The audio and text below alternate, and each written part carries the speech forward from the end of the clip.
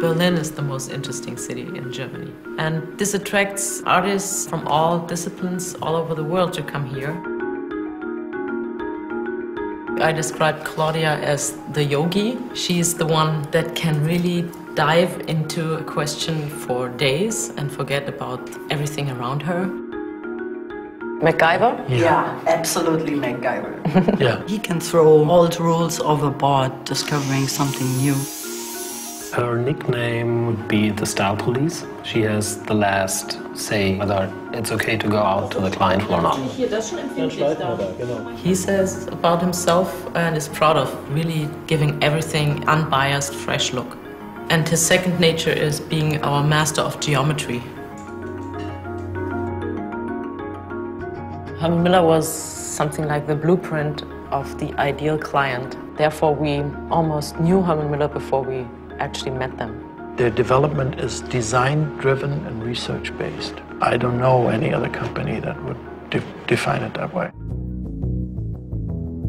If you have a dedicated work chair that's your own, you can adjust that to your needs. But in most of the spaces you end up working, there's not something like a dedicated work chair anymore. Now with all the mobile technology, we can make ourselves total independent from where we actually work. You find yourself working in a cafe or on an airport or in a project or team space. In all these cases, a chair with a lot of adjustments doesn't work.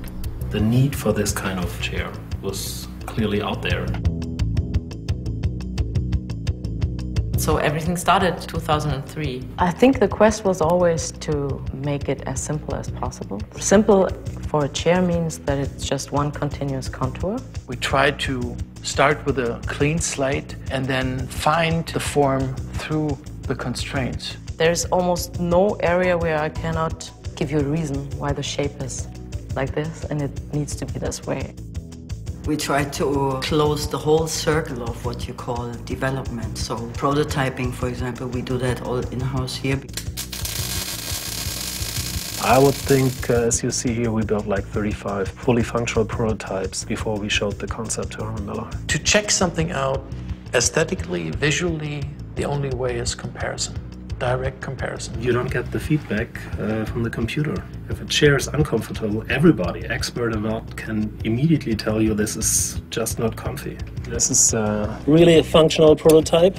The tricky thing was how to make this part here and the synchronization between seat and back out of one part. This is one of the very first beams we milled here in our office. And as you see, there are no spokes in here. The seat portion and the back portion is a continuous part, but it doesn't communicate with this one. This was the first kinematic chain that we built really quick and dirty. This is a very early breadboard model of the kinematic beam. When I move this, you can see that while this is moving quite a lot, this is moving very little. And you can also see that it works in both ways.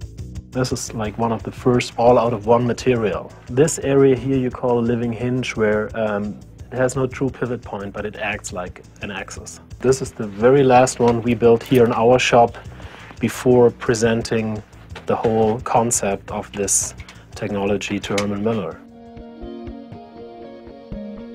We wanted materials that can be bare, like uncovered, uncoated. The only aluminum that can be used like this is called H-alloy. That is a material that is only used in cars so far. In the first prototype tool, we tested all kinds of material combinations. The nice thing about an ordinary plastic like polypropylene is not only that it's very economically, it's also very, very reliable over time, and it really, really recycles good. The environmental aspect is inherent. We don't discuss it anymore. It's part of our job to only design products that don't use up too much energy, don't use up too much material. We really tried hard to shave it down to the absolute minimum. The beam is the heart of the chair. It is very unique. It's the only one of its kind. Before this, seat and back for all kinematic chairs had to be separated. There had to be a hinge in between them. It basically reacts to the weight of the user. My weight is actually controlling the bending resistance of this beam. The fabric, since it is so pliable, is the contouring part. It has just one single control for up and down. There is a very high amount of ergonomic knowledge built into that chair, but you would maybe not notice. We can dial into our kinematic beam every performance that you need for a certain application. Hospitality, airports, in lounges, education, in your home office. You ain't seen nothing yet.